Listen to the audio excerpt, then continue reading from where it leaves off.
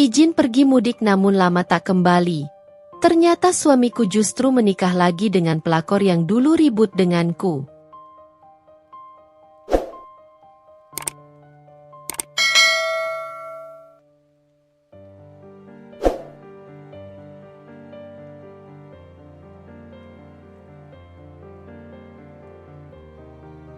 Aku masih ingat jelas pagi itu, ketika Mas Herman duduk di meja makan sambil menyeruput kopi hitam kesukaannya.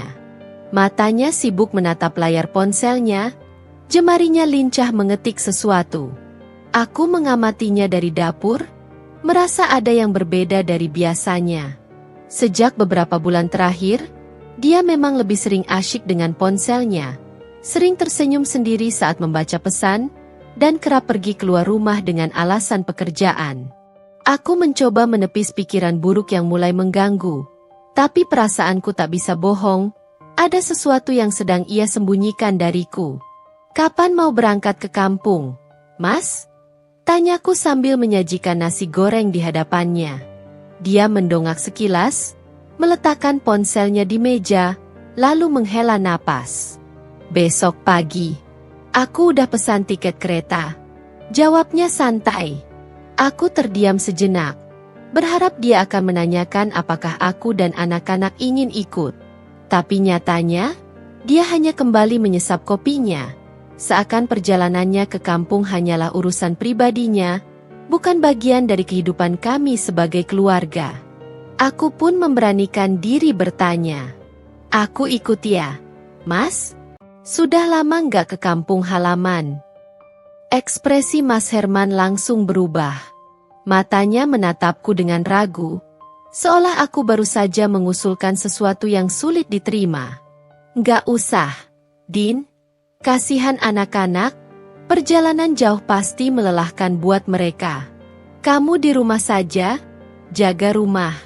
Aku juga nggak lama di sana, paling cuma seminggu," katanya dengan nada yang terdengar terlalu dibuat-buat. Aku mencoba tersenyum, meski di dalam hati ada sesuatu yang terasa aneh. Sejak kapan Mas Herman jadi keberatan aku ikut mudik? Dulu, dia yang selalu bersemangat mengajakku dan anak-anak ikut serta. Dia selalu bilang, keluarganya di kampung ingin bertemu cucu-cucu mereka. Tapi kali ini, justru dia yang melarang. Aku memandangnya lekat-lekat, berharap bisa menemukan sesuatu dalam sorot matanya yang bisa meyakinkanku bahwa semuanya baik-baik saja. Tapi yang kutemukan justru kebingungan, seolah dia sedang mencari alasan yang lebih masuk akal untuk menolak keinginanku. "Aku bisa titip anak-anak ke ibu dulu," kataku, mencoba mencari jalan tengah. Mas Herman buru-buru menggeleng. "Nggak usah repot-repot, Din. Lagian, aku di kampung juga banyak urusan. Mau bantu-bantu orang tua. Nanti kalau kamu ikut malah repot sendiri." Aku menelan ludah, menekan rasa kecewa yang mulai menggelayut di hati. Sejak kapan kehadiranku menjadi beban baginya? Sejak kapan dia lebih nyaman bepergian sendiri?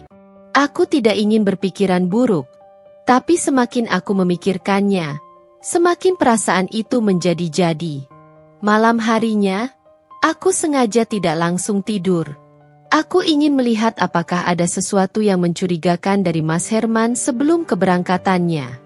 Aku melihatnya sibuk mengemasi barang-barangnya, memasukkan baju ke dalam koper dengan rapi. Tidak ada yang aneh, hingga aku melihatnya menyelipkan sesuatu ke dalam tas kecilnya, sebuah kotak kecil berwarna merah. Aku mengernyit. "Itu apa, Mas?" tanyaku sambil berpura-pura mengambil bantal di lemari. Mas Herman terkejut, seakan tak menyangka aku memperhatikannya. Dengan canggung, dia memasukkan kotak itu lebih dalam ke tasnya dan tersenyum kecil. "Ah, ini cuma oleh-oleh buat keponakan di kampung," jawabnya cepat.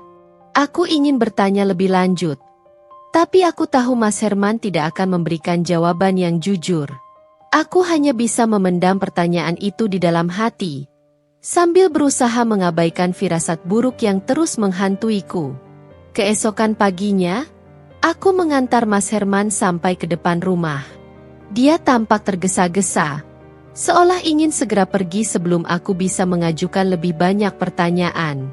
Hati-hati di jalannya, Mas, ucapku, masih berusaha terdengar biasa. Mas Herman mengangguk. Iya, Din. Kamu jaga anak-anak baik-baik. Aku mengangguk pelan, tapi hatiku masih gelisah. Aku ingin percaya bahwa semuanya baik-baik saja. Bahwa suamiku benar-benar hanya ingin pulang ke kampung untuk bertemu keluarganya. Tapi jauh di lubuk hati, aku merasa ini bukan perjalanan biasa. Ada sesuatu yang Mas Herman sembunyikan, dan aku hanya bisa berdoa agar firasat burukku salah. Tanpa banyak kata, Mas Herman melangkah pergi. Aku hanya bisa memandang punggungnya yang semakin menjauh. Sementara di dadaku, ada perasaan asing yang mulai tumbuh. Sebuah firasat bahwa hidupku tidak akan pernah sama lagi setelah ini. Hari pertama tanpa Mas Herman, rumah terasa lengang. Biasanya, aku selalu mendengar suaranya bercanda dengan anak-anak atau mengeluh soal pekerjaannya. Kini, yang tersisa hanya keheningan. Aku mencoba menghibur diri dengan berpikir bahwa ini hanya sementara.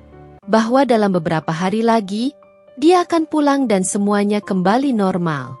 Namun, ada sesuatu yang mengganjal di hatiku, perasaan tak nyaman yang terus-menerus menghantuiku sejak kepergiannya. Aku mencoba menghubungi Mas Herman lewat pesan. Mas, sudah sampai kampung. Pesanku terkirim, tapi hanya centang satu. Aku mencoba berpikir positif. Mungkin sinyal di kampung memang jelek. Namun, beberapa jam berlalu, tak ada balasan. Biasanya, dia akan segera membalas atau setidaknya mengirim pesan singkat untuk memberitahu bahwa dia baik-baik saja. Kali ini, tidak. Menjelang malam, aku mencoba meneleponnya. Nada sambung terdengar, tapi tak ada jawaban. Aku mencoba lagi, dan lagi, tapi hasilnya sama. Aku mulai merasa cemas. Aku tahu bahwa aku seharusnya tidak berpikir yang macam-macam, tapi bagaimana bisa aku mengabaikan firasat buruk yang semakin kuat ini? Keesokan paginya, akhirnya ada balasan dari Mas Herman. Maaf Din, semalam ketiduran. Tadi malam sinyal jelek di rumah ibu. Aku membaca pesannya berulang kali, berusaha menemukan kejujuran di balik kata-kata itu. Aku ingin percaya, tapi ada sesuatu yang terasa janggal. Mas Herman bukan tipe orang yang akan membiarkanku cemas. Kalau benar sinyal jelek, setidaknya dia bisa mencari cara lain untuk menghubungiku, bukan? Sejak saat itu, komunikasi kami terasa aneh. Mas Herman hanya membalas pesanku seperlunya. Kalau aku bertanya bagaimana kabarnya di kampung, dia hanya menjawab singkat, "Baik." Kalau aku menanyakan apa yang sedang dia lakukan, dia hanya menjawab, "Santai di rumah." Tidak ada cerita panjang seperti biasanya. Tidak ada keluhan tentang betapa ribetnya perjalanan, atau bagaimana suasana kampung halaman. Aku mencoba meneleponnya lagi, tapi kali ini, ponselnya bahkan tidak aktif. Aku menunggu beberapa jam, lalu mencoba lagi, hasilnya sama.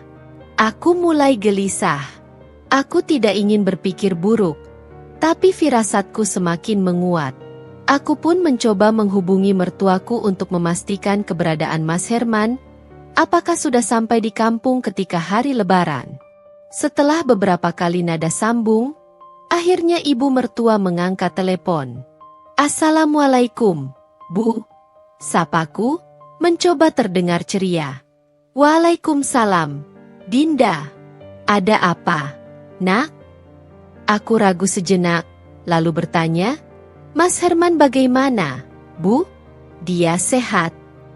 Ibu mertua terdengar bingung. "Herman? Dia nggak pulang, Nak? Memangnya dia bilang ke kamu kalau mudik ke sini?" Aku merasa jantungku berhenti berdetak sejenak. Tanganku gemetar memegang ponsel. "Tetapi, katanya dia mau ke kampung, Bu." Suaraku bergetar. Ibu mertua terdiam sejenak sebelum menjawab dengan nada heran. Enggak, terakhir mudik ke Lebaran tahun lalu. Aku merasakan tubuhku melemas. Aku mencoba menenangkan diri, mencari alasan yang masuk akal. Mungkin Mas Herman punya urusan lain di kota sebelum ke kampung? Tapi kalau begitu, kenapa dia tidak bilang? Kenapa dia malah berbohong? Setelah menutup telepon, aku mencoba berpikir jernih. Aku tidak mau langsung menuduh tanpa bukti. Tapi aku juga tidak bisa mengabaikan fakta bahwa suamiku telah berbohong tentang kepergiannya. Jika dia tidak pulang ke rumah orang tuanya, lalu kemana sebenarnya dia pergi? Aku mengingat kembali semua kejanggalan yang terjadi sebelum kepergiannya.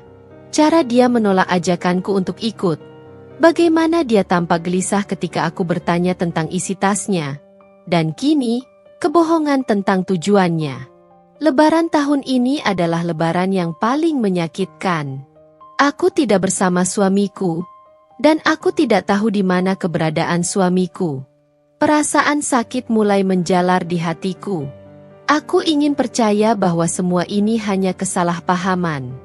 Aku ingin percaya bahwa ada penjelasan yang masuk akal untuk semua ini. Tapi semakin aku mencoba meyakinkan diriku sendiri, semakin aku sadar bahwa mungkin, untuk pertama kalinya dalam hidupku, aku harus menerima kenyataan pahit bahwa suamiku sedang menyembunyikan sesuatu dariku. Sesuatu yang mungkin akan menghancurkan kehidupanku selamanya. Malam itu, aku duduk di kamar dengan perasaan campur aduk. Hatiku masih berusaha mencerna kenyataan bahwa Mas Herman tidak benar-benar mudik ke kampung halamannya. Kebohongan yang dia buat rasa begitu mencolok, namun aku masih belum tahu apa tujuan sebenarnya. Aku ingin bertanya langsung kepadanya, tapi sejak siang tadi, ponselnya kembali tidak aktif. Aku menggigit bibir, menahan rasa kesal yang mulai membuncah. Aku mencoba mengalihkan pikiranku dengan bermain bersama anak-anak, tapi pikiranku tetap melayang ke satu hal.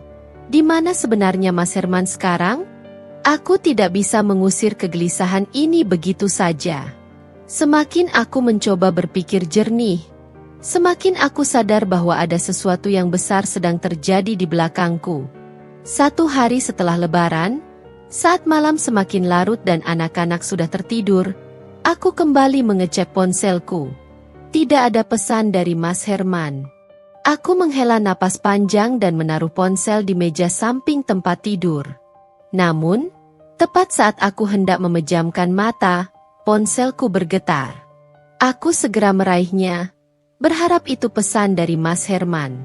Namun, saat aku membuka layar, yang muncul justru pesan dari nomor tak dikenal. Mbak Dinda, maaf sebelumnya. Saya hanya ingin memberitahu sesuatu yang penting. Mas Herman menikah lagi di sini. Aku terdiam. Mataku terpaku pada layar ponsel, membaca pesan itu berulang kali. Jantungku berdegup kencang. Tanganku gemetar. Sejenak, aku berpikir ini pasti hanya lelucon keji dari orang iseng. Tapi siapa yang akan mengirim pesan seperti ini jika tidak mengetahui sesuatu? Aku menelan ludah, lalu dengan tangan bergetar, aku membalas pesan itu. Siapa ini? Jangan main-main. Pesan itu langsung dibaca. Tak lama kemudian, balasan datang. Saya saksi di acara itu. Mas Herman menikah dengan seorang perempuan di sini, di kampung tempat saya tinggal, 1,5 jam dari kampung Mas Herman.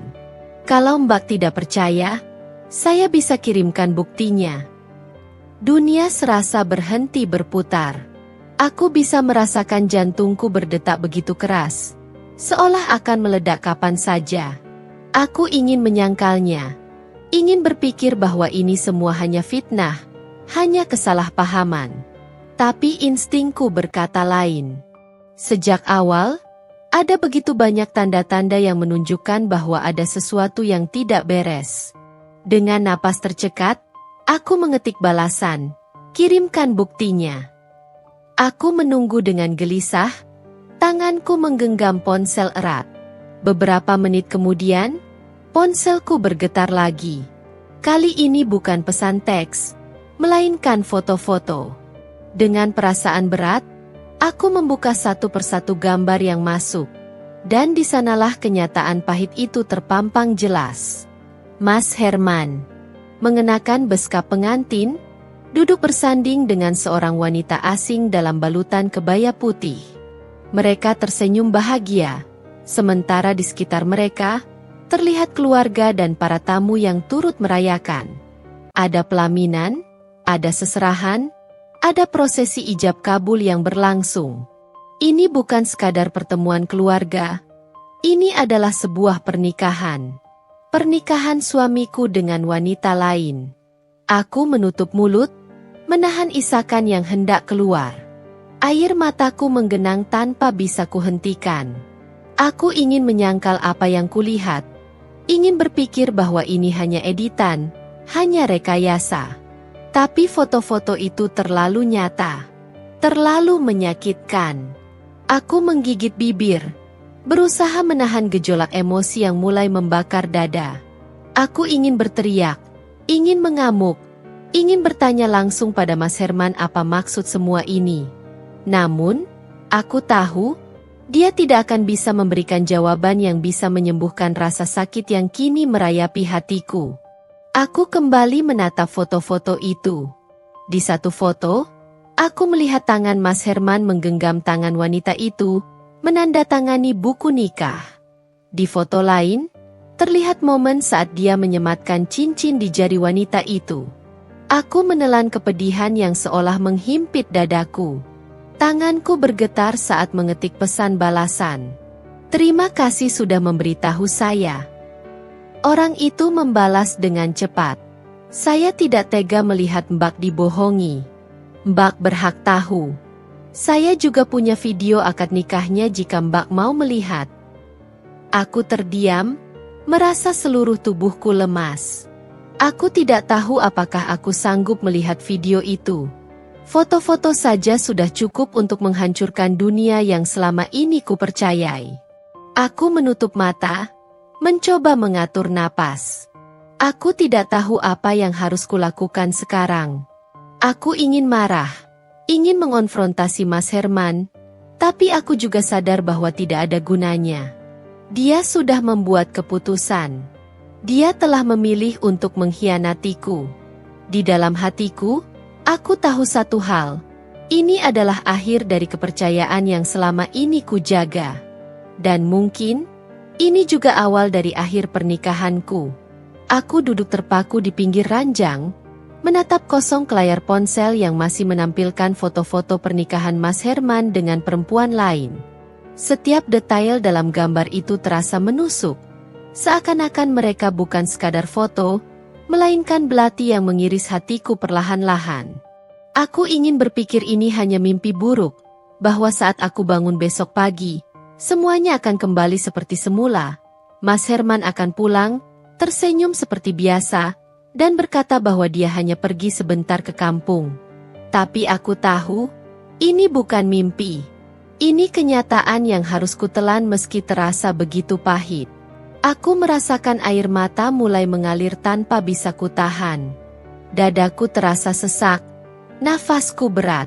Aku berusaha mengontrol diri, berusaha tidak menangis terlalu keras agar anak-anak tidak terbangun. Aku tidak ingin mereka melihatku dalam keadaan seperti ini. Hancur, patah, kehilangan pegangan. Tapi semakin aku berusaha menahan, semakin deras air mata itu turun. Aku mencoba menenangkan diri, mencoba berpikir logis di tengah badai emosi yang menghantamku. Bagaimana mungkin?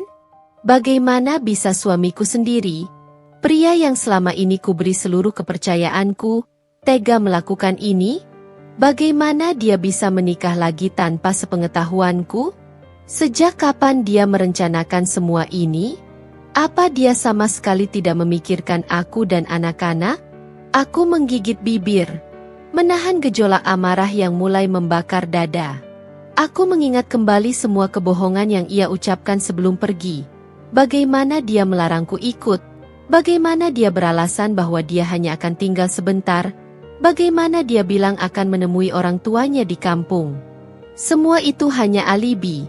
Hanya kebohongan yang ia susun dengan rapi agar aku tidak curiga. Tanganku bergetar saat aku membuka kembali pesan dari nomor tak dikenal itu. Aku ingin bertanya lebih banyak. Ingin mengetahui detail lebih jauh tentang pernikahan itu. Ingin mencari tahu siapa sebenarnya wanita yang telah merebut suamiku. Tapi di saat yang sama, aku takut. Takut jika semakin banyak yang kutahu, semakin besar luka yang akan kuterima. Namun, rasa sakit ini tidak bisa kutanggung sendirian. Aku butuh seseorang untuk berbicara. Seseorang yang bisa menguatkanku di tengah keterpurukan ini. Aku akhirnya memutuskan untuk menghubungi sahabatku, Lila. Dengan tangan gemetar, aku menekan nomornya. Tak butuh waktu lama, Lila menjawab panggilanku. Dinda, kok nelpon malam-malam gini? Ada apa? Suaranya terdengar mengantuk, tapi juga penuh perhatian. Begitu aku mendengar suaranya, pertahananku runtuh. Aku terisak tanpa bisa mengontrolnya. Lila, Mas Herman, dia? Suaraku tercekat. Lila terdengar langsung terjaga. Dinda, kenapa? Apa yang terjadi? Aku menarik napas dalam-dalam, mencoba menenangkan diri agar bisa berbicara. Mas Herman menikah lagi, Lil? Ucapku, hampir berbisik. Keheningan di seberang sana berlangsung cukup lama sebelum akhirnya Lila berkata dengan nada terkejut. Apa?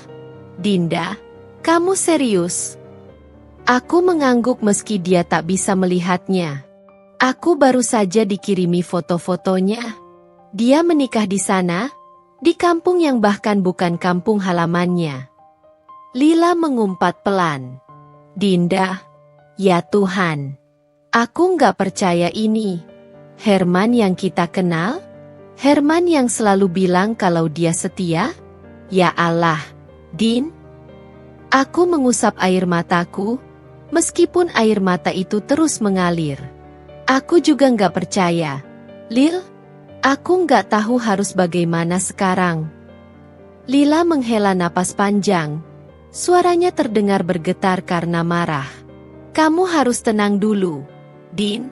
Aku tahu ini berat, tapi kamu nggak boleh langsung mengambil keputusan dalam keadaan emosi. Yang jelas, kamu harus mengonfrontasi dia.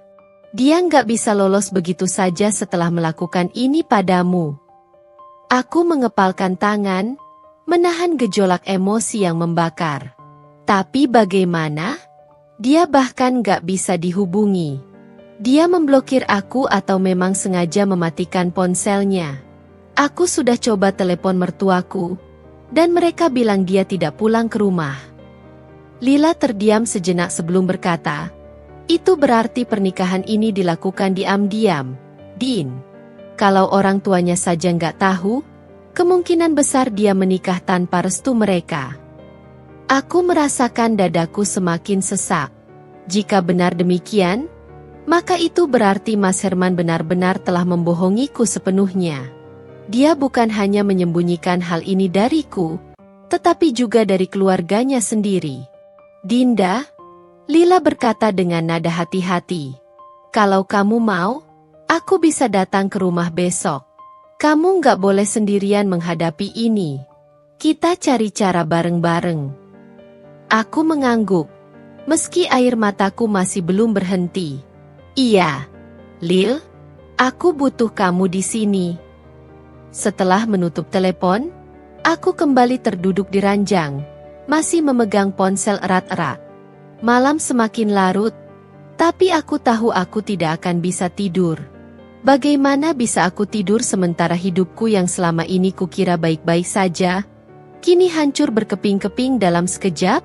Aku menatap langit-langit kamar, bertanya-tanya dalam hati. Apakah Mas Herman pernah benar-benar mencintaiku? Apakah selama ini semua yang dia katakan hanyalah kebohongan belaka? Aku tidak tahu. Yang ku tahu hanyalah satu hal. Aku tidak akan diam saja. Jika Mas Herman berpikir bahwa aku akan menerima semua ini tanpa perlawanan, dia salah besar. Aku akan menemukan cara untuk membuatnya mempertanggungjawabkan semua perbuatannya. Pagi itu, aku bangun dengan kepala yang berat dan mata yang sembab. Aku bahkan tidak ingat kapan terakhir kali aku tidur nyenyak. Sepanjang malam, pikiranku terus dipenuhi dengan gambar-gambar menyakitkan tentang pernikahan Mas Herman.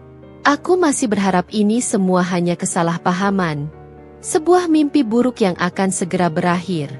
Tapi saat aku kembali membuka ponsel dan melihat foto-foto itu lagi, aku tahu bahwa ini bukan sekadar mimpi. Ini adalah kenyataan yang harus kuhadapi. Aku bangkit dari tempat tidur dengan tubuh yang terasa lemas. Anak-anak masih tertidur. Wajah mereka terlihat damai seolah tidak ada yang salah di dunia ini. Aku menatap mereka dengan perasaan campur aduk. Mereka masih terlalu kecil untuk memahami apa yang sedang terjadi. Aku harus kuat, bukan hanya untuk diriku sendiri, tapi juga untuk mereka. Setelah memastikan anak-anak masih tertidur nyenyak, aku menuju dapur untuk membuat teh hangat, berharap itu bisa sedikit menenangkan pikiranku. Namun, tanganku gemetar saat menuangkan air ke dalam cangkir. Aku masih belum bisa percaya bahwa suamiku, orang yang telah menemaniku selama bertahun-tahun, bisa tega mengkhianatiku seperti ini. Aku ingin marah, ingin berteriak, ingin menghancurkan sesuatu agar beban ini terasa lebih ringan. Tapi aku tahu, semua itu tidak akan mengubah apapun. Pikiran itu terus berputar di kepalaku sampai akhirnya ponselku kembali bergetar di meja dapur. Aku buru-buru mengambilnya, berharap ada kabar dari Mas Herman. Namun, harapanku pupus saat melihat nama yang muncul di layar. Lila. Aku menghela napas, lalu menjawab panggilan itu. Halo, Lil. Dinda, aku sudah di jalan. Aku akan ke rumahmu sebentar lagi. Suara Lila terdengar tegas namun juga penuh keprihatinan. Kamu nggak sendirian, oke? Kita hadapi ini bareng-bareng. Aku menggigit bibir, berusaha menahan air mata yang kembali menggenang. Terima kasih, Lil. Aku benar-benar butuh seseorang sekarang. Setelah menutup telepon, aku berusaha mengumpulkan tenaga untuk membersihkan diri dan menyiapkan diri menghadapi hari ini.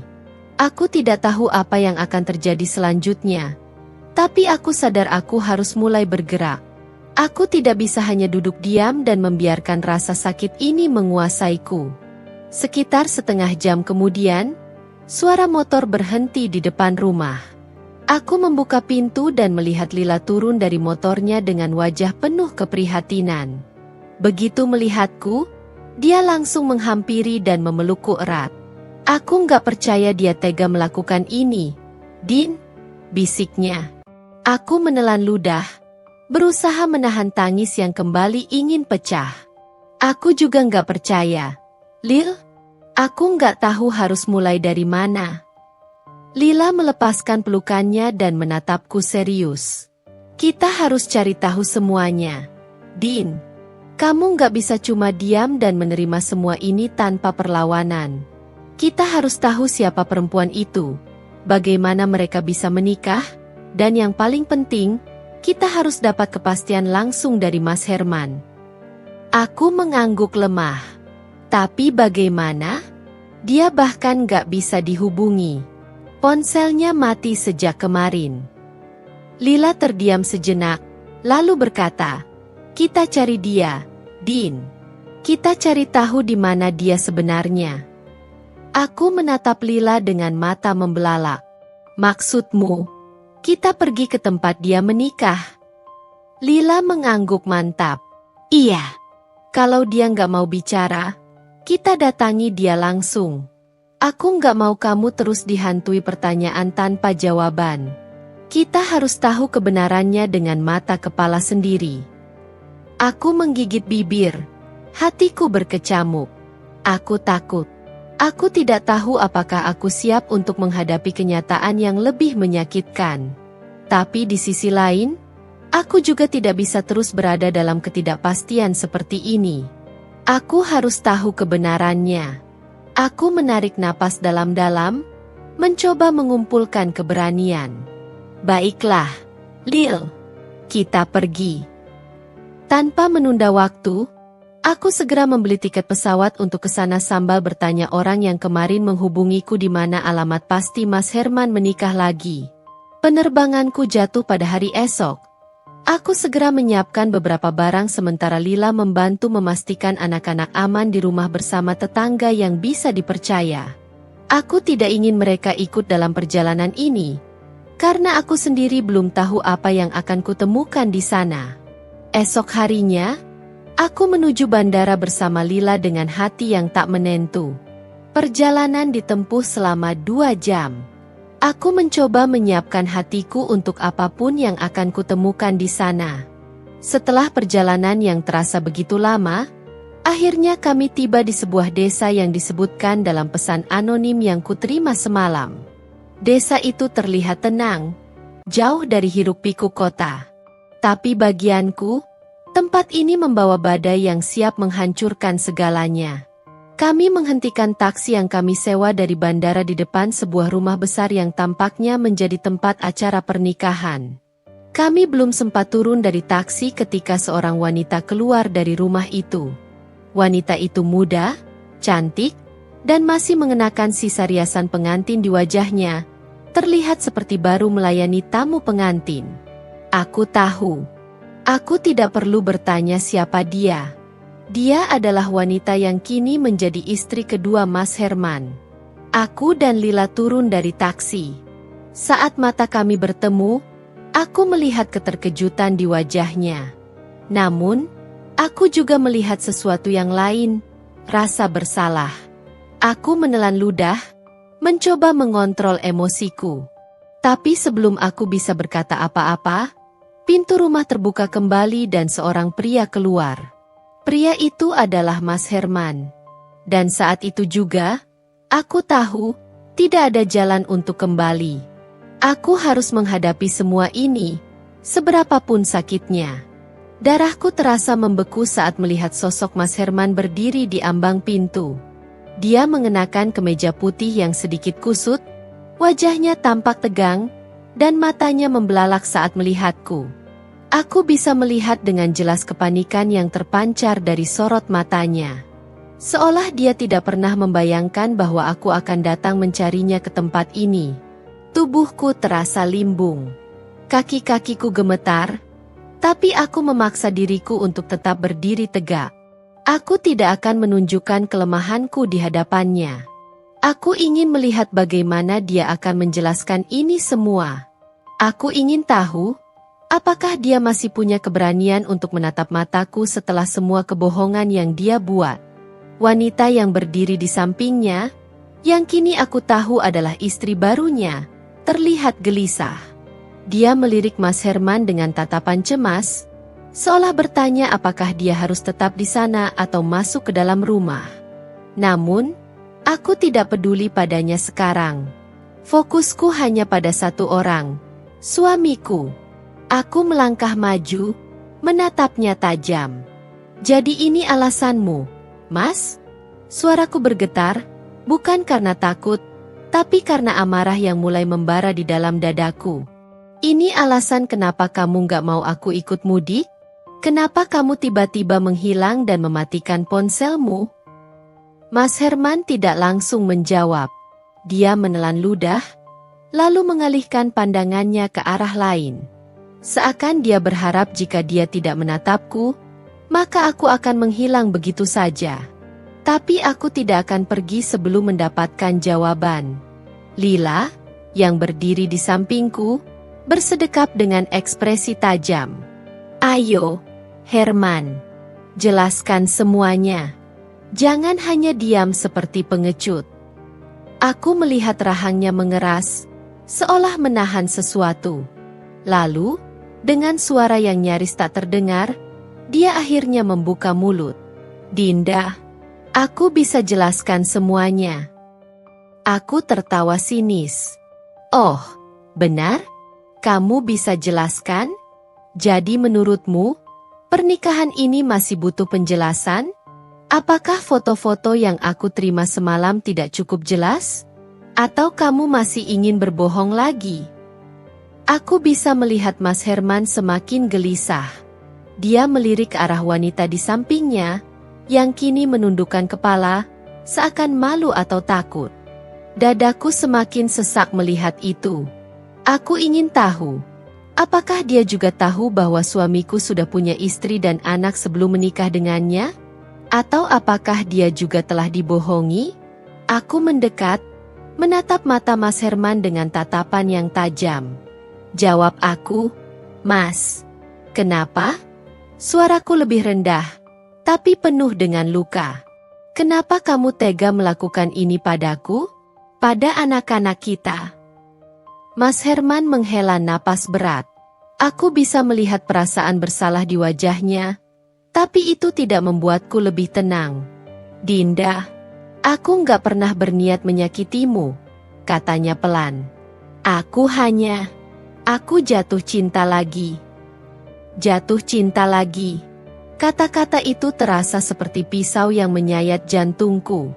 Begitu mudahnya dia mengatakannya, seolah semua yang telah kami lalui bersama tidak lagi berarti.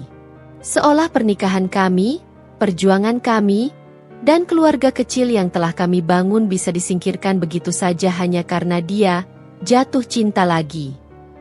Aku tertawa pahit. "Jadi, hanya karena kamu jatuh cinta lagi, kamu pikir itu cukup sebagai alasan untuk menikah lagi diam-diam? Untuk berbohong padaku? Untuk meninggalkan aku dan anak-anak begitu saja?"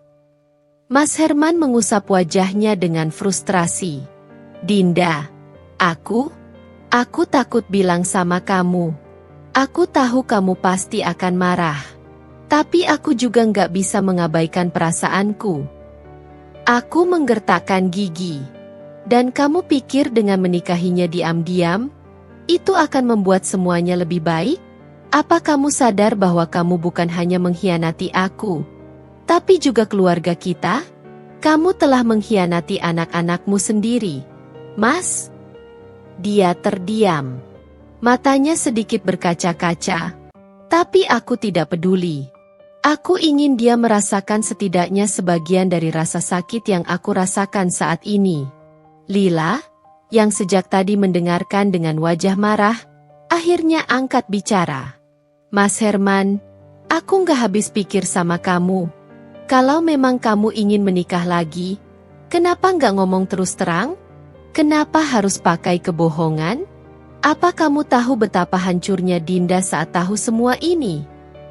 Mas Herman menunduk, lalu menghela napas panjang. "Aku tahu aku salah. Lila, aku tahu aku seharusnya nggak melakukan ini dengan cara seperti ini. Tapi semua sudah terjadi. Aku nggak bisa mengubahnya." Hatiku semakin remuk mendengar kata-katanya. "Jadi itu saja? Itu yang bisa kamu katakan setelah semua yang kamu lakukan? Semua sudah terjadi? Apa kamu sadar bahwa perbuatanmu telah menghancurkan hidupku? Bahwa kamu telah menghancurkan kepercayaan yang selama ini kuberikan?" Aku merasakan air mataku kembali menggenang, tapi aku menahannya. Aku tidak akan menangis di hadapannya. Aku tidak akan membiarkan dia melihatku lemah. Aku menghela napas panjang, mencoba menenangkan diri. "Baik, Mas. Kalau begitu, aku juga sudah membuat keputusan." Aku menatapnya dengan penuh kepastian. "Aku ingin kita berpisah." Mas Herman langsung menatapku dengan ekspresi terkejut. "Dinda, jangan."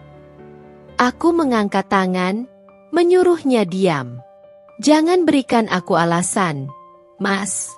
Jangan katakan bahwa kamu masih mencintaiku, karena tindakanmu sudah membuktikan sebaliknya.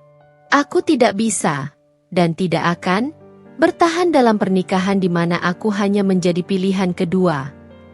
Aku melihat rahang Mas Herman mengeras. Dia sepertinya ingin membantah, ingin mencoba meyakinkanku untuk tetap bertahan. Tapi aku sudah tidak ingin mendengarnya lagi.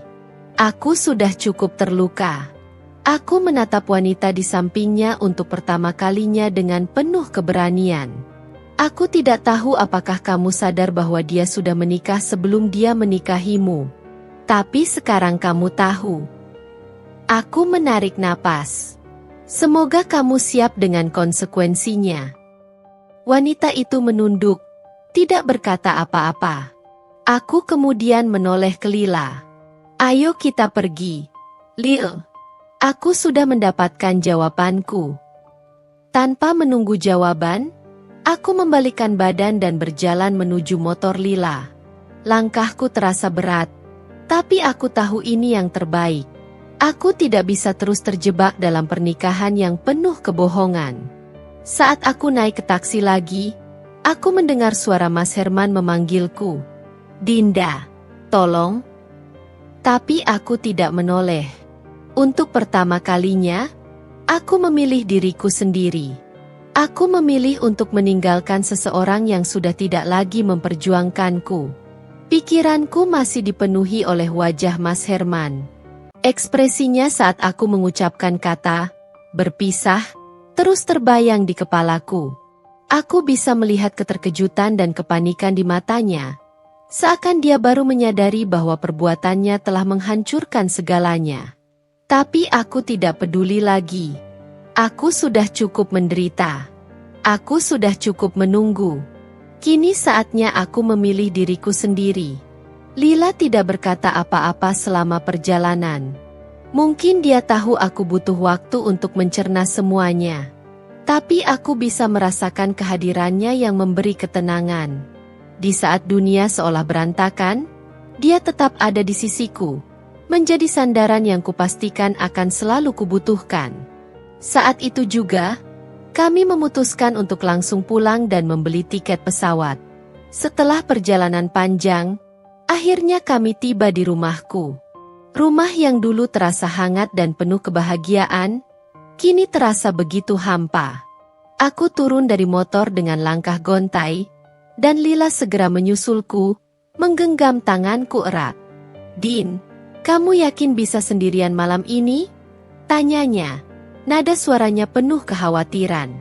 Aku mengangguk pelan. Aku harus bisa. Lil. Aku harus mulai membiasakan diri. Lila menatapku dengan ragu. Tapi akhirnya dia menghela napas dan mengangguk. Baiklah. Tapi kalau kamu butuh aku, kapan saja, langsung hubungi aku. Aku nggak peduli jam berapa. Aku bakal datang. Aku tersenyum tipis, merasa bersyukur memilikinya dalam hidupku. Terima kasih, Lil. Setelah Lila pergi, aku masuk ke dalam rumah dan langsung disambut oleh keheningan yang menyesakkan. Aku berjalan perlahan menuju kamar, membuka lemari, dan menatap pakaian Mas Herman yang masih tergantung di sana. Bau tubuhnya masih tertinggal di beberapa baju yang belum dicuci, seolah mengingatkanku pada kehadirannya yang dulu begitu nyata di rumah ini. Tanganku gemetar saat aku mulai mengambil satu persatu pakaiannya dan memasukkannya ke dalam koper. Aku tidak ingin ada lagi jejaknya di rumah ini. Aku ingin membersihkan semua yang mengingatkanku padanya. Tapi semakin aku memasukkan barang-barangnya, semakin terasa sakit di dadaku. Seolah dengan setiap pakaian yang kusingkirkan, aku juga harus melepaskan semua kenangan bersamanya. Aku akhirnya terjatuh di lantai, memeluk salah satu baju kemejanya dan menangis sejadi-jadinya. Aku menangisi semua janji yang telah diingkari. Aku menangisi cinta yang telah dikhianati. Aku menangisi harapan yang telah hancur berkeping-keping.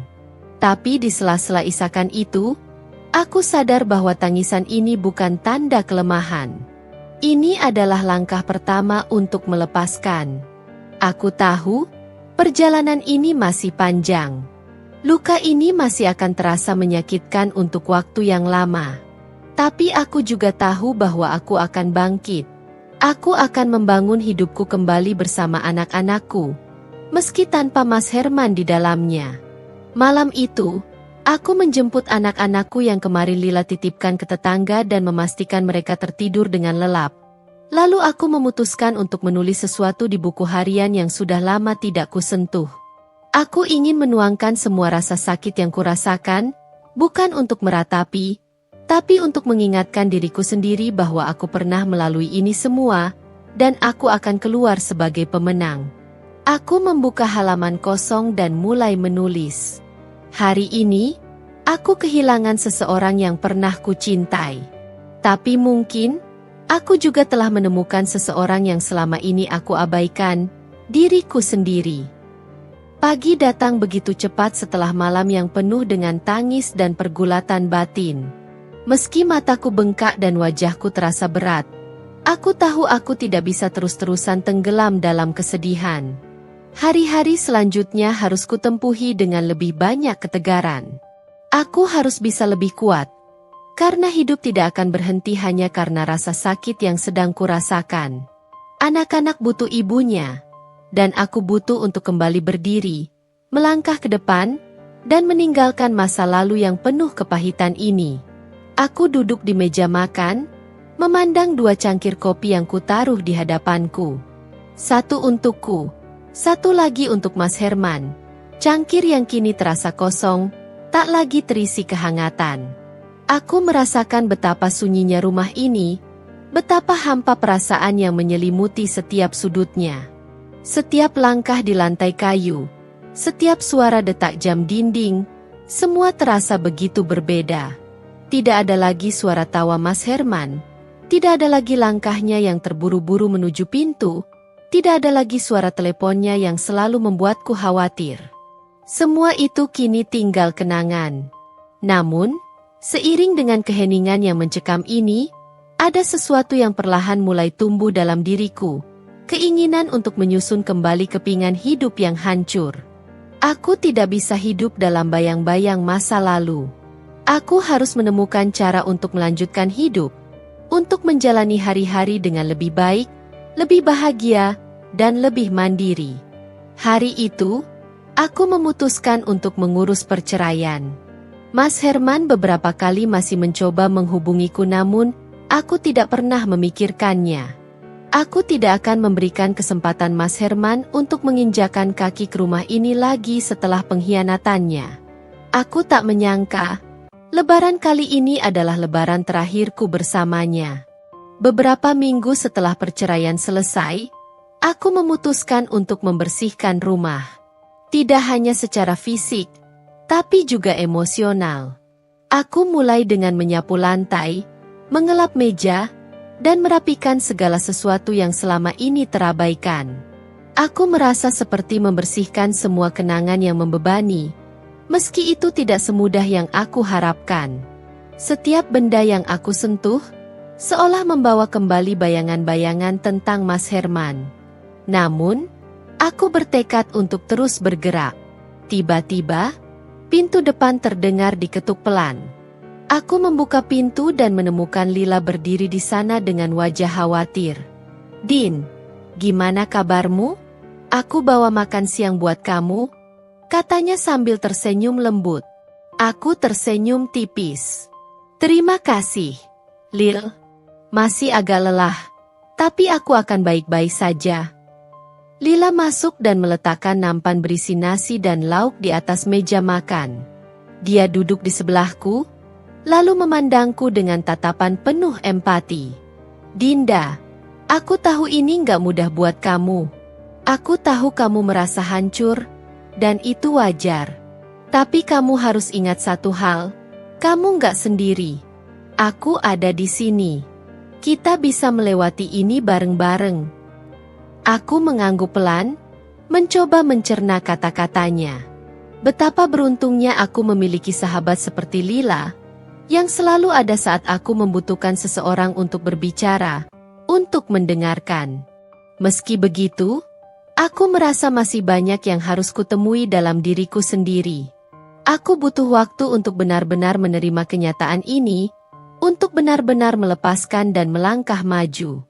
Setelah makan siang, aku merasa sedikit lebih baik.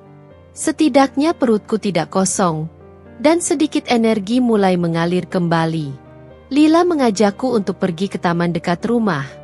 Katanya supaya aku bisa sedikit bersantai dan berpikir jernih. Aku setuju. Meskipun aku sebenarnya merasa ragu, apakah hanya berjalan-jalan akan bisa mengubah apa yang aku rasakan. Tapi aku tahu, aku butuh sesuatu untuk mengalihkan perhatian. Di taman, kami duduk di bangku panjang, menikmati udara segar. Lila mulai berbicara tentang banyak hal, berusaha mengalihkan pikiranku dari semua yang terjadi. Aku mendengarkan dengan penuh perhatian, berusaha tersenyum, meskipun hatiku masih diliputi kegelapan. Din, kamu tahu kan, hidup itu nggak selalu berjalan mulus seperti yang kita inginkan. Kadang, ada masa-masa sulit yang datang tanpa kita duga. Tapi ingat, kamu lebih kuat dari yang kamu kira. Kamu punya anak-anak, kamu punya mimpi, dan kamu punya masa depan yang cerah. Jangan biarkan semua ini menghancurkanmu. Lila menyentuh tangan aku dengan lembut, memberikan dukungan tanpa kata-kata yang berlebihan. Aku menatapnya, merasa semakin yakin bahwa aku tidak boleh terus berlarut-larut dalam kesedihan. Aku harus bangkit. Malam itu, setelah Lila pulang, aku memutuskan untuk membuka buku harian lagi. Aku menulis panjang lebar, tidak hanya tentang perasaan sakit yang masih kurasakan, tapi juga tentang tekadku untuk memperbaiki semuanya. Aku menulis tentang keinginanku untuk menemukan kebahagiaan lagi, tentang perjalanan yang masih panjang untuk sembuh, dan tentang bagaimana aku bertekad untuk menjadi lebih baik, lebih kuat, lebih mandiri. Setiap kata yang kutulis terasa seperti pelepasan. Seperti aku melepaskan sebagian beban yang selama ini menahan langkahku. Menulis memberiku ruang untuk bernafas, untuk meresapi setiap emosi yang kucurahkan di atas kertas. Aku sadar, ini bukanlah akhir. Ini adalah awal dari perjalanan baru yang harus kutempuh sendirian, tanpa Mas Herman. Hari-hari selanjutnya berjalan dengan lebih lancar. Aku mulai melibatkan diri dalam pekerjaan, menyusun rencana untuk masa depan yang lebih baik. Aku mulai kembali fokus pada hal-hal yang selama ini kutinggalkan, seperti perkembangan anak-anak, saluran YouTube-ku yang sempat terabaikan, dan juga hubungan-hubungan yang penting dalam hidupku. Aku menghubungi teman-teman yang sudah lama tidak kukontak, memulai aktivitas yang dulu selalu membuatku bahagia. Aku menyadari, meski rasa sakit itu masih ada, aku tidak bisa terus berdiam diri. Aku harus melangkah maju, dan aku mulai merasa bahwa langkah-langkah kecil yang kuambil sekarang akan membawa aku ke tempat yang lebih baik, ke tempat di mana aku bisa kembali menemukan diriku sendiri, lebih kuat dan lebih bijaksana dari sebelumnya. Setelah beberapa minggu berlalu, kehidupan mulai terasa sedikit lebih teratur, meski rasa sakit itu tak pernah benar-benar hilang. Setiap hari, aku mengatur langkah-langkah kecil menuju kebangkitan, berusaha tidak membiarkan kenangan buruk menguasai setiap detik hidupku. Aku mulai merasa lebih baik, meskipun kadang-kadang, aku masih terjebak dalam perasaan kosong yang datang begitu saja tanpa permisi. Namun, aku menyadari bahwa hidup harus terus berjalan, dan aku tidak bisa membiarkan diriku terjebak dalam keterpurukan terlalu lama. Anak-anakku adalah sumber kekuatanku. Setiap pagi, mereka menyambutku dengan senyuman lebar dan canda tawa yang selalu mampu mengingatkanku akan betapa berharganya kebersamaan kami. Mereka adalah alasan utama mengapa aku harus tetap bangkit, mengapa aku harus terus berjuang. Meskipun mereka tidak sepenuhnya memahami situasi yang terjadi, aku bisa melihat kepercayaan mereka padaku sebagai ibu mereka. Mereka tidak pernah meragukan bahwa aku akan selalu ada untuk mereka. Dan itu memberi aku kekuatan yang luar biasa. Suatu sore, aku duduk bersama anak-anakku di ruang keluarga, menemani mereka belajar dan bermain. Aku melihat mereka tumbuh dengan penuh keceriaan, meskipun ada ketidakhadiran Mas Herman di rumah. Aku tahu, meskipun mereka bertanya-tanya tentang ayah mereka tidak pernah merasa kekurangan kasih sayang. Aku berjanji pada diriku sendiri untuk memberikan yang terbaik untuk mereka, tanpa tergantung pada siapapun. Tidak ada yang lebih penting dari kebahagiaan mereka. Aku juga mulai menemukan kembali passionku di luar rumah. Saluran YouTubeku, Story of Me, yang dulu hampir terlupakan, kini aku isi dengan konten-konten tentang kehidupan pasca perceraian, tentang bagaimana seorang ibu bisa kembali bangkit setelah menghadapi kenyataan yang pahit. Banyak wanita yang menghubungiku, bercerita tentang perasaan yang sama, tentang kegelisahan yang mereka rasakan. Aku merasa, dengan berbagi cerita dan pengalaman, aku tidak hanya membantu mereka, tapi juga diriku sendiri. Menyadari bahwa aku bukan satu-satunya yang melewati hal ini membuat perasaanku lebih tenang, dan aku merasa semakin yakin bahwa aku berada di jalan yang benar. Namun, meskipun hidup mulai kembali berjalan, ada hari-hari di mana rasa rindu itu datang begitu saja. Rindu akan masa-masa bahagia bersama Mas Herman. Rindu akan tawa kami yang dulu sering terdengar di rumah ini. Kadang, aku merasa bingung mengapa perasaan itu datang, karena aku tahu betul bahwa apa yang kami miliki sudah hancur. Suatu malam, setelah anak-anak tidur, aku duduk di depan komputer dan membuka sebuah folder yang sudah lama tidak kujamah. Di dalamnya, ada banyak foto lama, termasuk foto-foto pernikahan kami. Aku terdiam sejenak, menatap gambar-gambar itu, merenung. Melihat kami berdua tertawa, saling berpelukan, rasanya sulit untuk membayangkan bahwa semua itu sekarang hanya tinggal kenangan. Namun, aku tidak merasa menyesal. Semua itu adalah bagian dari perjalanan hidupku, bagian dari siapa aku sekarang. Aku tidak bisa mengubah masa lalu, tapi aku bisa memilih bagaimana melangkah ke depan. Aku menyimpan foto-foto itu dalam sebuah album, kemudian menutup folder tersebut. Aku memutuskan untuk tidak lagi terjebak dalam kenangan yang bisa membuatku terpuruk. Aku harus maju. Hari-hari yang akan datang adalah milikku, dan aku tidak akan membiarkan apapun, termasuk kenangan akan Mas Herman, menghalangi jalanku. Pekerjaan di luar rumah juga mulai membaik. Aku mulai menata kembali karir yang sempat terhenti sejenak. Aku kembali mengambil beberapa proyek kecil, menulis untuk majalah, dan ikut beberapa seminar online tentang pengembangan diri. Aku merasa, dengan setiap langkah kecil yang kuambil, aku semakin mendekati kehidupan yang aku inginkan. Aku merasa lebih berdaya, lebih percaya diri. Rasa kehilangan yang dulu begitu menguasai, kini mulai berkurang, meski tidak sepenuhnya hilang. Aku belajar untuk menerima bahwa perasaan itu adalah bagian dari proses penyembuhan. Di sisi lain, aku mulai merasa sedikit bingung dengan perasaan-perasaan baru yang muncul. Beberapa kali, aku bertemu dengan beberapa pria yang aku rasa cukup menarik, tapi aku tidak merasa siap untuk membuka hati lagi. Tidak sekarang. Aku tahu, masih ada banyak luka yang harus aku sembuhkan, dan aku tidak ingin membawa beban itu ke dalam hubungan baru. Tetapi, aku tidak bisa menutup kemungkinan bahwa suatu hari nanti, mungkin aku akan menemukan seseorang yang mampu membuatku jatuh cinta lagi, tanpa beban masa lalu. Pagi itu, aku memutuskan untuk berjalan-jalan sendirian ke pasar. Aku merasa perlu untuk keluar, menikmati waktu sendiri, dan meresapi setiap momen kebebasan ini. Aku sudah lama tidak merasakan kedamaian seperti ini. Di pasar, aku menikmati setiap langkahku, membeli bahan-bahan untuk memasak, dan hanya menikmati kesendirian tanpa merasa tertekan. Aku merasa ringan, seperti melepaskan segala kepenatan yang selama ini menahan. Saat aku kembali ke rumah, aku merasa seperti ada sesuatu yang berubah dalam diriku. Sesuatu yang lebih kuat, lebih bebas, lebih siap untuk menghadapi apapun yang datang di masa depan. Malam itu, setelah selesai memasak dan menikmati makan malam bersama anak-anak, aku duduk di ruang tamu sambil menatap langit malam yang penuh bintang.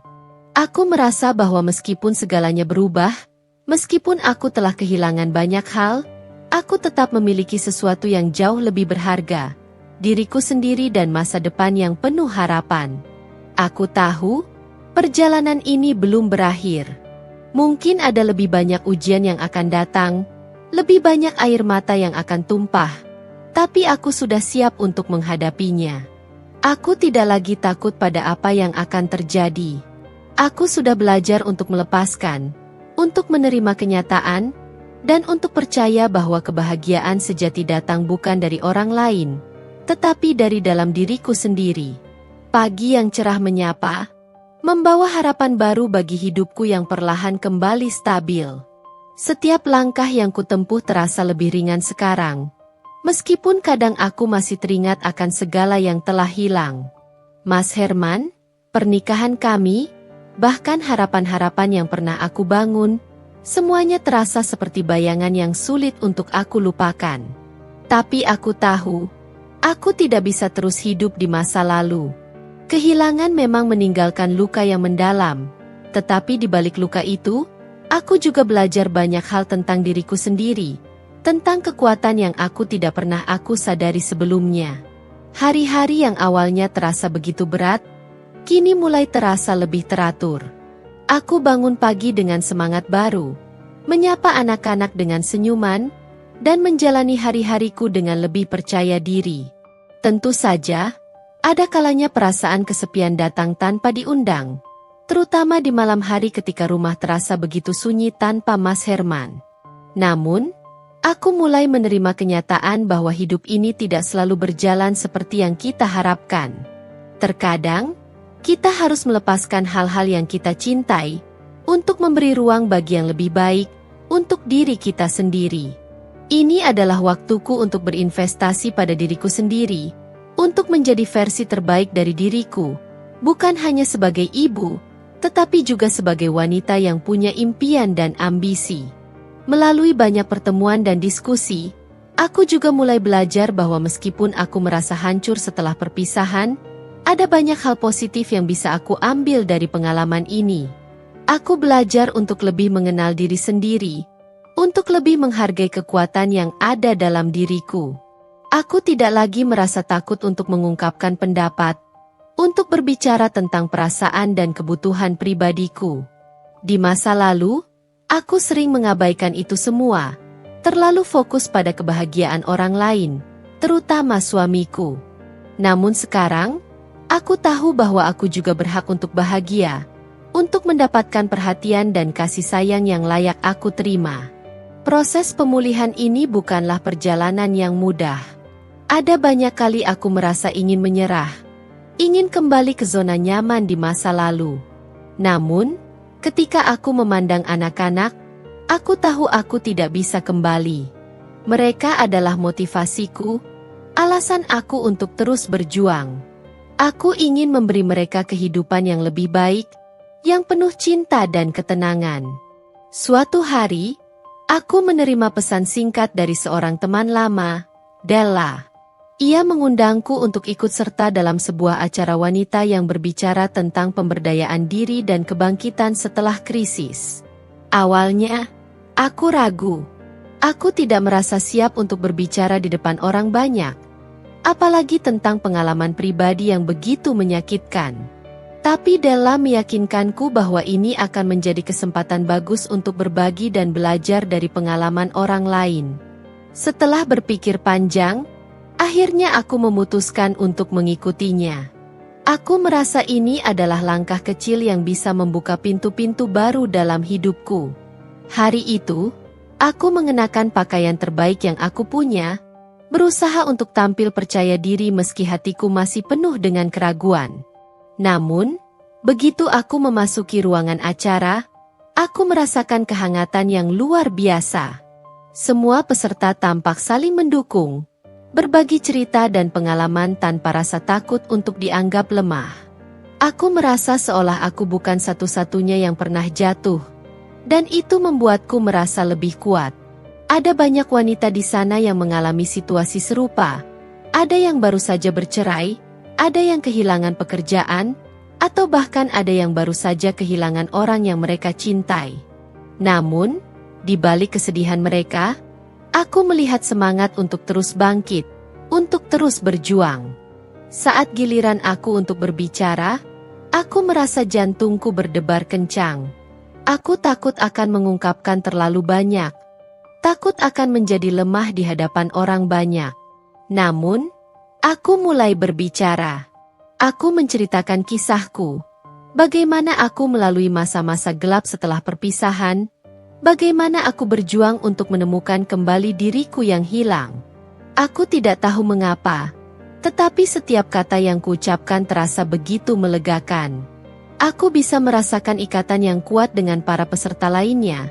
Dan itu membuatku semakin yakin bahwa berbagi cerita adalah cara untuk menyembuhkan luka-luka dalam diri kita.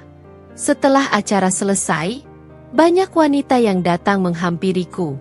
Mereka mengungkapkan terima kasih karena telah berbagi cerita dan memberi mereka semangat untuk terus melangkah. Beberapa di antara mereka bahkan menangis, merasa bahwa mereka tidak sendirian dalam perasaan mereka.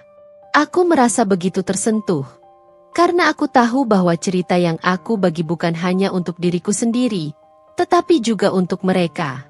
Dalam setiap kata yang kuucapkan, aku merasa ada kekuatan baru yang tumbuh dalam diriku. Aku tidak lagi merasa seperti korban, tetapi lebih sebagai seseorang yang telah bangkit dan menemukan kekuatannya kembali. Hari itu menjadi titik balik dalam hidupku. Aku menyadari bahwa meskipun perpisahan itu menyakitkan, aku telah menemukan kembali siapa diriku. Aku bukan lagi seorang wanita yang terjebak dalam bayang-bayang kegagalan, tetapi seorang wanita yang lebih kuat, lebih bijaksana, dan lebih mandiri. Aku telah belajar untuk menerima segala yang terjadi, dan yang terpenting, aku telah belajar untuk memaafkan, baik diriku sendiri, maupun Mas Herman, meskipun itu tak mudah. Aku sadar bahwa hidup ini adalah tentang perjalanan, bukan tujuan akhir. Dan setiap langkah yang kuambil sekarang adalah langkah menuju versi terbaik dari diriku. Beberapa bulan berlalu sejak pertemuan di acara pemberdayaan wanita itu, dan hidupku perlahan kembali ke jalur yang benar. Walaupun masih ada hari-hari di mana keraguan dan kesedihan datang menyelubungi, aku merasa lebih kuat.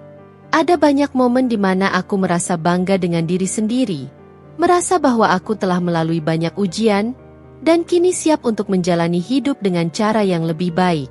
Namun, di tengah semua perubahan itu, satu hal yang aku sadari, aku tidak bisa menutup hatiku selamanya. Aku telah belajar untuk melepaskan masa lalu, dan meskipun aku belum sepenuhnya siap untuk membuka hati kembali, aku tahu bahwa suatu hari nanti aku akan siap untuk mencintai lagi. Aku berusaha menikmati setiap momen hidup, terutama dengan anak-anak. Aku tahu mereka adalah harta yang paling berharga dalam hidupku, dan bersama mereka, aku merasa lengkap. Setiap hari, aku berusaha menciptakan kenangan indah, agar mereka bisa tumbuh dengan penuh kasih sayang, tanpa rasa kekurangan. Namun, terkadang aku merasa ada bagian dari diriku yang kosong, sesuatu yang lebih dari sekadar peran sebagai ibu. Aku merindukan kehadiran seseorang yang bisa berbagi beban hidup ini denganku, seseorang yang bisa mengerti dan mendukungku seperti yang pernah dilakukan Mas Herman dulu, meskipun aku tahu bahwa dia sudah bukan lagi bagian dari hidupku. Waktu berlalu, dan meskipun aku merasa lebih baik, aku juga tidak bisa menutup mata bahwa ada rasa sepi yang mengisi hari-hariku. Aku tidak lagi merasakan adanya kekosongan seperti saat pertama kali Mas Herman meninggalkanku, tetapi ada kekosongan lain, kekosongan yang datang dari kehilangan seorang teman yang sangat dekat. Aku mulai merenung tentang apa yang sebenarnya aku inginkan dalam hidup ini. Apakah aku benar-benar siap untuk membuka hati lagi? Ataukah aku harus terus berjalan sendiri, menjaga jarak dari kemungkinan hubungan baru, takut jika itu akan berakhir seperti sebelumnya? Beberapa minggu kemudian, aku bertemu dengan seseorang yang mengubah cara pandangku tentang cinta. Namanya Rudy, seorang pria yang sederhana, namun memiliki ketulusan yang sulit untuk disangkal. Kami bertemu dalam sebuah acara pertemuan komunitas, di mana kami saling berbicara tentang berbagai hal ringan. Tidak ada yang terlalu serius, Tetapi ada kedekatan yang terasa alami. Rudy bukanlah tipe pria yang menggebu-gebu, yang memaksakan diri untuk menunjukkan perhatian berlebihan. Ia lebih seperti teman yang membuatmu merasa nyaman hanya dengan mendengarkan. Percakapan kami mengalir begitu saja, dan aku merasa begitu dihargai dalam setiap kata-katanya. Rudy tidak menilai aku dari masa laluku, dari segala perjuangan yang telah aku hadapi. Ia hanya melihat aku sebagai diriku yang sekarang, seorang ibu, seorang wanita yang kuat, dan seorang individu yang mencari kebahagiaan. Kami mulai sering bertemu, berbicara tentang berbagai hal, mulai dari pekerjaan hingga impian-impian kecil yang sering kami simpan dalam hati. Tidak ada paksaan atau ekspektasi berlebihan dari Rudy. Ia memberi ruang pada hubungan ini untuk berkembang dengan cara yang alami, tanpa tekanan apapun.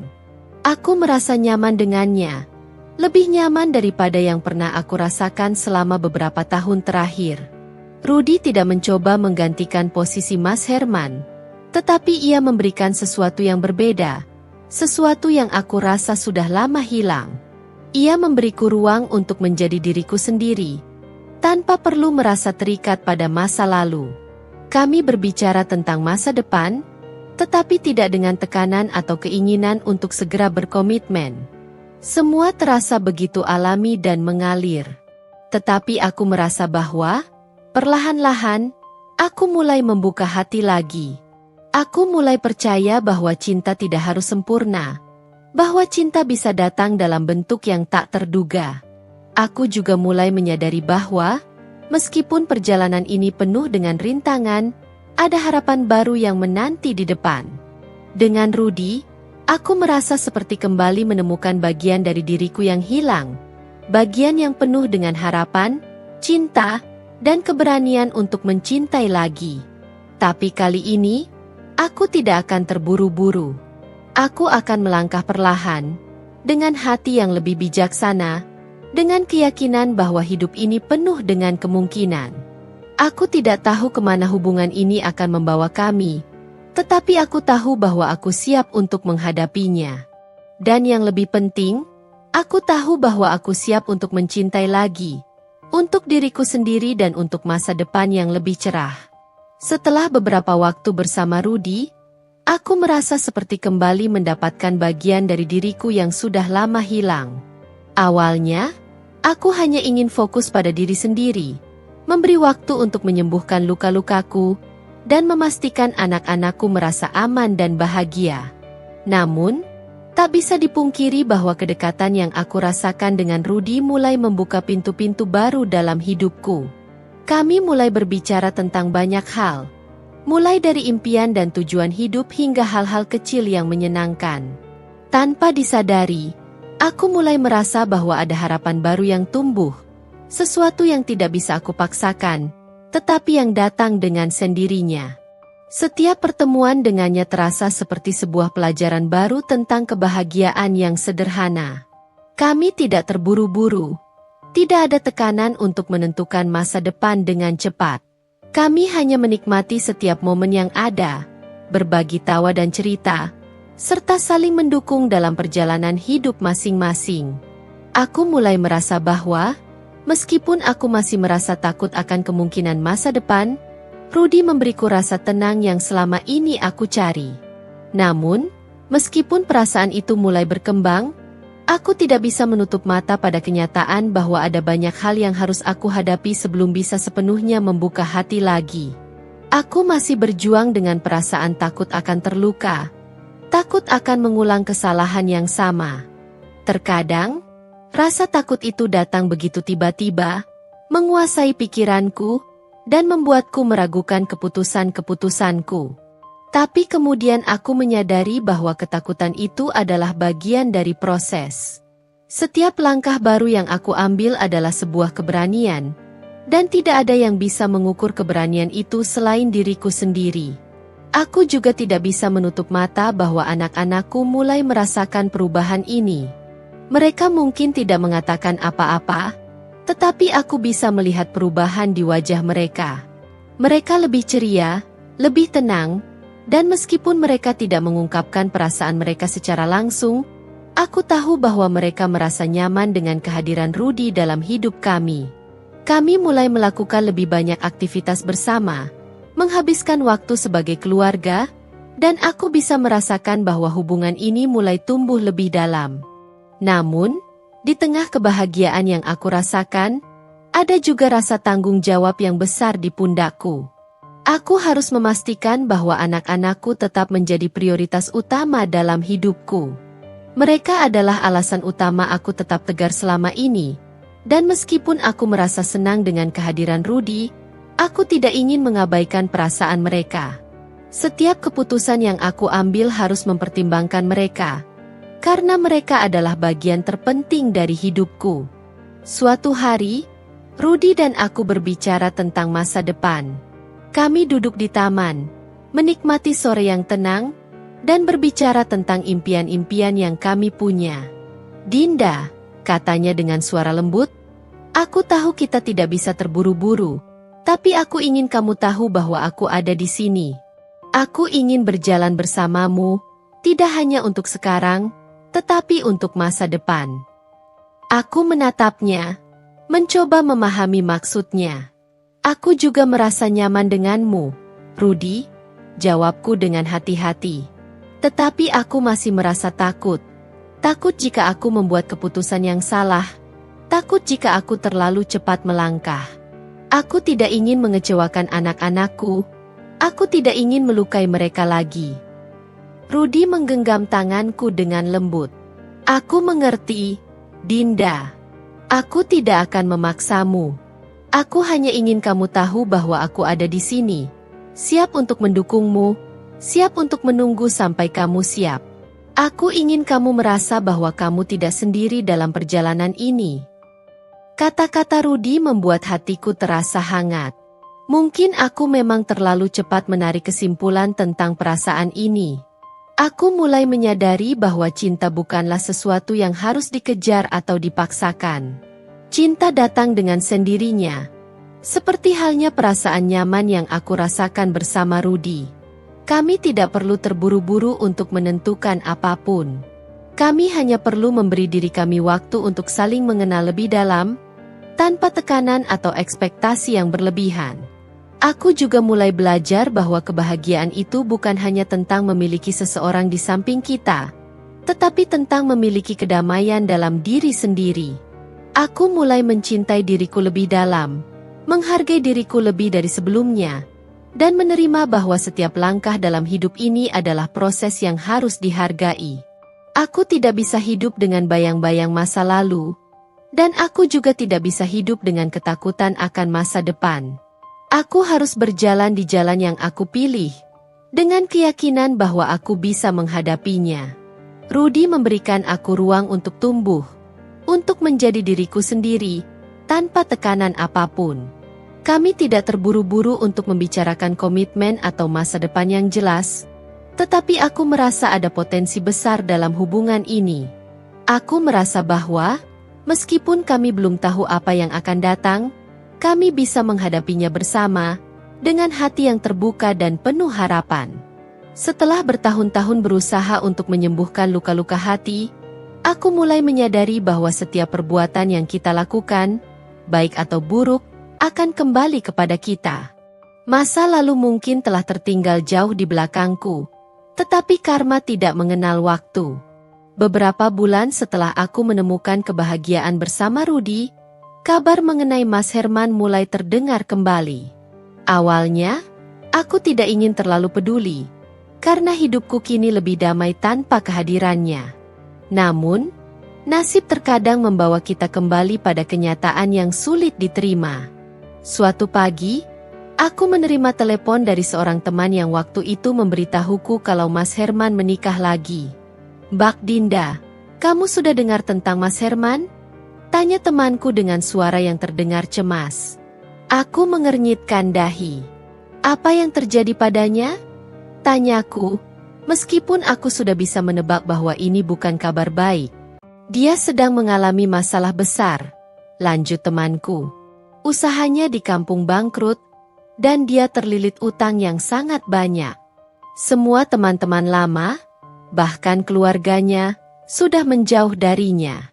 Ternyata, hubungan baru yang dia bangun setelah pernikahan kalian juga tidak berjalan lancar. Mas Herman sangat kesulitan, Mbak. Kata-kata itu menghujam jantungku. Walaupun aku sudah berusaha melepaskan masa lalu dan melanjutkan hidup, kenyataan bahwa Mas Herman sedang menghadapi masalah besar memunculkan perasaan yang sulit dijelaskan. Ada rasa kasihan, tentu saja. Namun di sisi lain, ada juga perasaan yang tidak bisa kupungkiri. Perasaan bahwa ini adalah akibat dari perbuatannya sendiri. Mas Herman selalu mendahulukan ambisi pribadi dan keinginan untuk terus mencari pengakuan. Bahkan dengan cara yang mengabaikan orang-orang yang benar-benar mencintainya, seperti aku. Kesetiaanku, pengorbananku, dan semua yang pernah kuberikan dalam pernikahan kami tampaknya tidak pernah dihargai. Kini, karma sedang datang menjemputnya, dengan cara yang tak terduga. Aku tidak bisa menahan diri untuk tidak merasa sedikit lega. Meskipun aku tahu bahwa karma bukanlah hal yang seharusnya kita harapkan dengan kebahagiaan, aku tidak bisa menutup mata terhadap kenyataan bahwa setiap tindakan pasti akan ada balasannya. Namun, ada bagian dari diriku yang merasa iba. Setelah mendengar kabar tersebut, aku teringat pada semua kenangan yang pernah kami miliki. Kenangan saat kami masih bersama, saat aku berjuang dengan segenap hati untuk membuat pernikahan kami berjalan lancar. Kenangan itu memang kini terasa seperti bagian dari hidup yang sudah berlalu. Tetapi tetap saja, aku merasa kasihan pada Mas Herman. Hidup yang dibangun di atas kebohongan dan pengkhianatan memang tidak akan bertahan lama. Hari-hari berlalu, dan semakin banyak kabar buruk yang datang mengenai Mas Herman. Usahanya yang bangkrut, kegagalan dalam pernikahan kedua, dan hubungan yang mulai renggang dengan keluarganya. Rasanya tidak ada yang tersisa lagi dari apa yang pernah dia banggakan. Aku mendengar bahwa teman-teman dan koleganya mulai menjauhinya, dan yang lebih menyakitkan lagi, orang-orang yang dulu selalu memandang tinggi dirinya kini mulai mencemoohnya. Suatu hari, Mas Herman datang ke rumahku yang kini aku tempati bersama Rudi. Pakaian yang dia kenakan terlihat lusuh, dan wajahnya tampak lelah. Aku hampir tidak mengenalinya. Ada ketegangan di udara, dan aku bisa merasakan perasaan canggung yang mengisi setiap sudut ruangan.